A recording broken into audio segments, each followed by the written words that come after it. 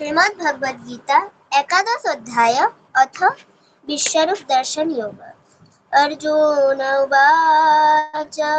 मदनुग्रहाय परमं गुह्यमध्यात्मसंहितं यत्त्वया उक्तं वचतेन मोहायं विगत मम भावाप्यायि भूतानं श्रुतविस्तरशमया तत्त्वतः कमलप्रत्यक्ष माहात्म्यम् अपि च अव्ययम् एवमेतत् एता आत्मत्वम् आत्मानं परमेश्वर द्रष्टुमिच्छामि ते रूपं वैश्वरं पुरुषतं मन्यसे यदि तत् शक्यं मया द्रष्टुमिति प्रभो योगेश्वर ततो मे त्वं दर्शय आत्मानमव्ययम्। श्रीभगवानुवाच पश्य मे पार्थ रूपाणि शतश अथ सहस्रशः नानाविधानि दिव्यानि नानावर्ण आकृतीनि च पश्य आदित्यान् वसून् रुद्रान् अश्विन मारुतथा बहूनि अदृष्टपूर्वाणि पश्य आश्चर्याणि भारत इह एकस्थं जगत्कृष्णं पश्य अद्य सचर अचरं मम देहे गुडाकेश यच्च अन्यत् द्रष्टुमिच्छसि न तु मम शक्यसे द्रष्टुमनेन एव चक्षुषा दिव्यं ददामि ते चक्षुः पश्य मे योगमेश्वरम्। संजय उवाच एवमुक्त्वा तत् राजन् महायोगेश्वर हरिः दर्शयामास पार्थाय परमं रूपम् ऐश्वरम् अनेकवक्त्रनयनम् अनेक अद्भुत दर्शनम् अनेक दिव्यावरणम् अनेक दिव्य आयुधम् दिव्यमल्ल अम्बरधरम् दिव्यगन्ध अनुलेपनम् सर्व आश्चर्यमयम् देवम् अनन्तं विश्वमुखम् दिवि सूर्यसहस्रस्य भवति युगपदुत्थिता यदि भाषदृशी सा शतभाषतस्य महात्मनः तत्र एकस्थं जगत्कृष्णं प्रविष्टम् अनेककदा अपश्यद्देव देवस्य शरीरे पाण्डव तदा ततः स विस्मयाविष्ट इष्टरोमा धनञ्जयः प्रणम्य शिरसा देवं कृत्वाञ्जलि अभाषत अर्जुन उवाच पश्यामि देवान् तव देवदेहे सर्वान् तथा भूतविशेषशङ्खान् ब्रह्माण्डमीश्वरं कमलासनस्थं ऋषीन् च सर्वान् उरुगान् च दिव्यान् अनेकबाहूदरवक्त्रनेत्रम्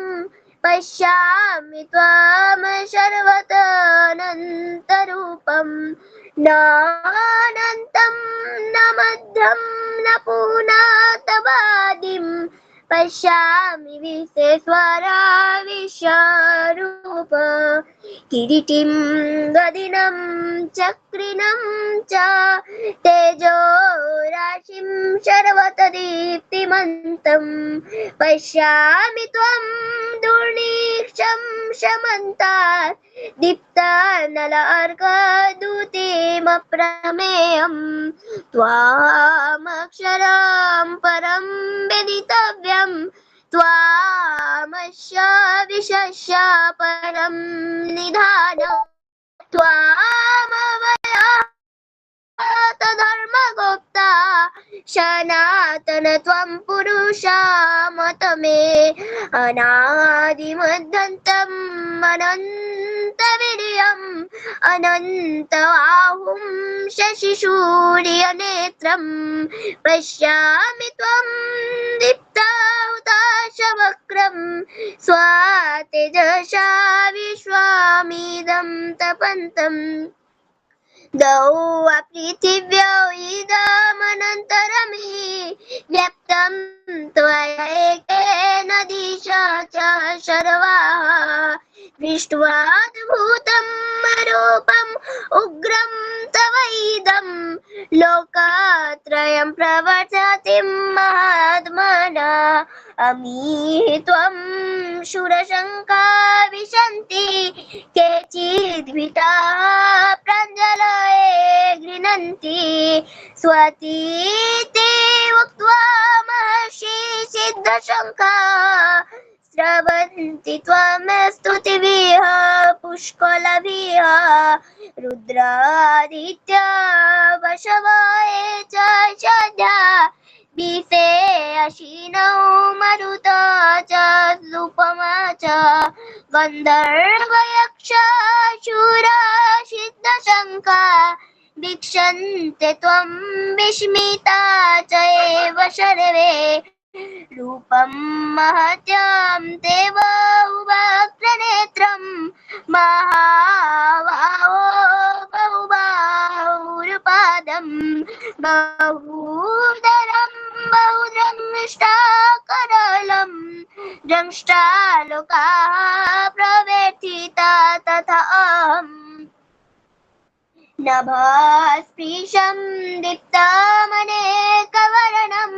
वेत्वाननं दीप्ता विशालनेत्रं दृष्ट्वा हि त्वं प्रव्यथिता अन्तरात्मा धृतिं न विन्दामि शमं च विष्णो द्रंष्टाकरलानि च ते मुखानि दृष्ट्वा एव कलनलशन्निभानि दिशा न जाने न लवे च शर्मा प्रसीद देवेश जगन्निवास अमी च त्वं धृतराष्ट्रस्य पुत्रा सर्वेशः एव निपालशङ्खयः भीष्मद्रोणः श्रुतपुत्र तथा असौ सहास्मदायै अपि योधा मुखयः वक्राणि ते त्वरमन विशन्ति द्रंष्टाकरलानि भयानकानि केचित् विदलग्ना दशनन्तरेषु सन्दृशन्ते चूर्णितैरुतमङ्गयः यथा नदीनं बहवम्बुवेगाः समुद्रमेव विमुखा द्रवन्ति तवामि तथा नरलोकवीरा विशन्ति वक्राणि अभिविज्वलन्ति यथा प्रदीप्तं ज्वलन्तं पतङ्गा विशन्ति नाशाय शमिदवेगाः तथैव नाशाय विशन्ति लोका तवापि वक्राणि शमिदवेगाः लेलीहस्ये ग्रसमानः समन्त्यात् लोकान् समग्रान् दवनैज्ज्वलद्भिः तेजोति अपुर्य जगत्सुखं भाषात उग्राः प्रतपन्ति विष्णो आख्याकिमेक भवान् उग्ररूप नरत्याति देववर प्रसीद विज्ञातुमिच्छामि भवन्तमाद्यं न हि प्रजानामि तव प्रवृत्तिं श्रीभगवानुवाच कालास्मि लोकक्षया कृत् प्रविद्ध लोकान् संहर्तुमिह प्रवृत्त जिते अपि त्वं न भविष्यन्ति सर्वे येव स्थिताः प्रत्यनीकेषु यथा तस्मात् त्वम् उत्तिष्ठ यशलश्भाष जित्वा सूत्रान् भुङ्क्ष राज्यं शमिद्धम् मया एव एते निहताः पूर्वमेव निमीयमात्रं भवशव्यसाचिन् द्रोणं च भीष्मं च जयद्रथं च कर्णं तथान्यमपि यदा वीरान् मया हतान् त्वं जयी युजशदेता शिराने शपथनन् सञ्जय उवाच एतत् श्रुत्वा वचनं केशवस्य कृताञ्जलि वेपमानः किरीटी नमस्कृत्वा भूयैव कृष्णं शाकदगदं भीता प्रणम्य अर्जुन उवाच स्थाने ऋषिकेश तव प्रकीर्ता जगत् प्रविशति अनुरज्यते च रक्षांसि भीतानि दिशद्रवन्ति सर्वे छिद्रशङ्का कस्माच्च तेन न मेरनुमागमन् गरीयसि ब्रह्माणपि आदिकर्ते अनन्तदेवेश जगन्निवास तमक्षरशत तत् परं यत् त्वामादिदेवः पुरुषः पुरान् त्वामस्य विश्वस्य परं निधानं वेत्तासि वेद्यं च परं च धाम त्वया ततं विश्वम् अनन्तरूप वायु यम अग्नि वरुण शशाङ्क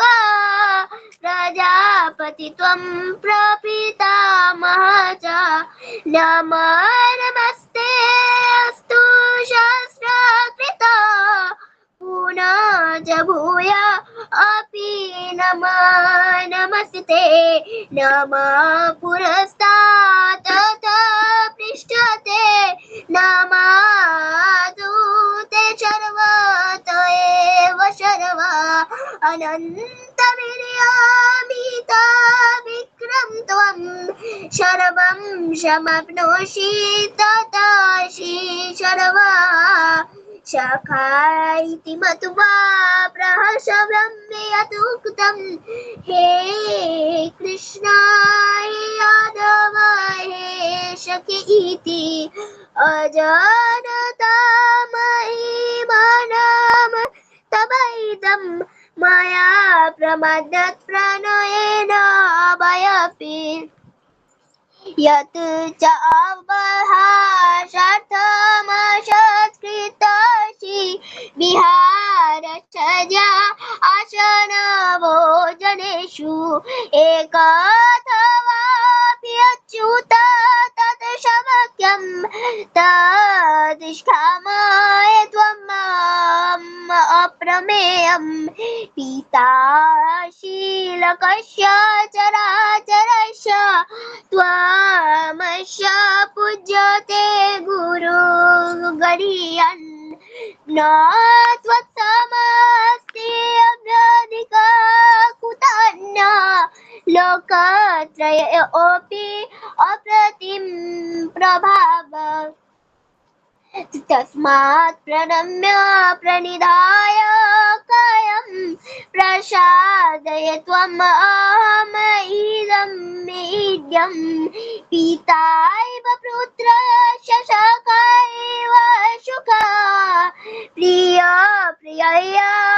ऋषिदेव सोढुम् आदृष्टपूर्वं ऋष्यति अस्मि दृष्ट्वा भयेन च प्रवृत्तं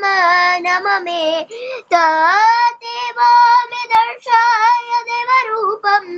प्रसीद देवेश जगन्निवास किरीटिं गदिनं चक्रिणं च इच्छामि त्वं द्रष्टुं तथैव तेन एव रूपेण चतुर्भुजेन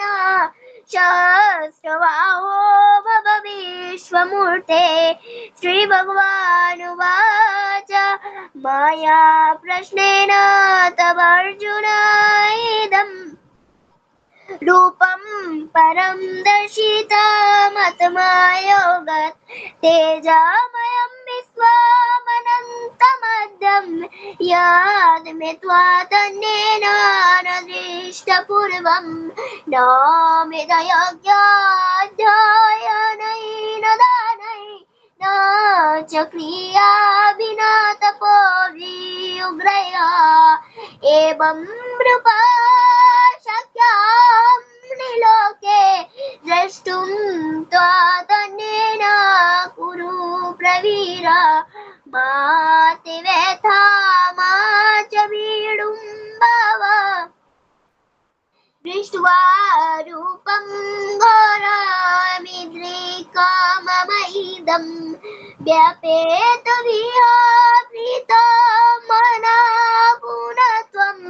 त्वादेव मे रूपमिदं प्रपश्य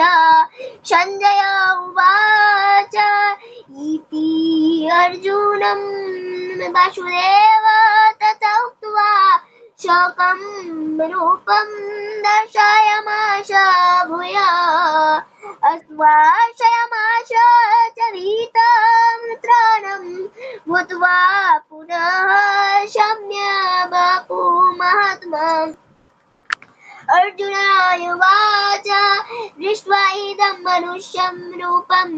तव जनार्दन इदानीमपि संवृत्तः सचेता प्रकृतिं गतः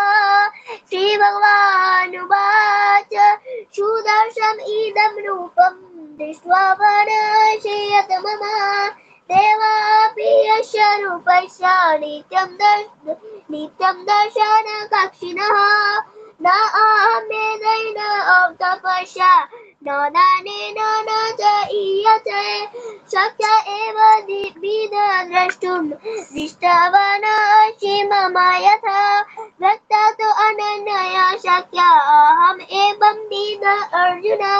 ज्ञातुं द्रष्टुं च त्वत्तेन प्रवेष्टुं च परन्तप मत्कर्म कृतमत्परं मद्भक्तसङ्गवर्जितः नैविरे सर्वभूतेषु यः स मम एति पाण्डव इति श्रीमद्भगवद्गीता विश्वरूपदर्शनयोगो नामक एकादशोऽध्यायः श्लोकपठनं समाप्तः। हरे कृष्ण।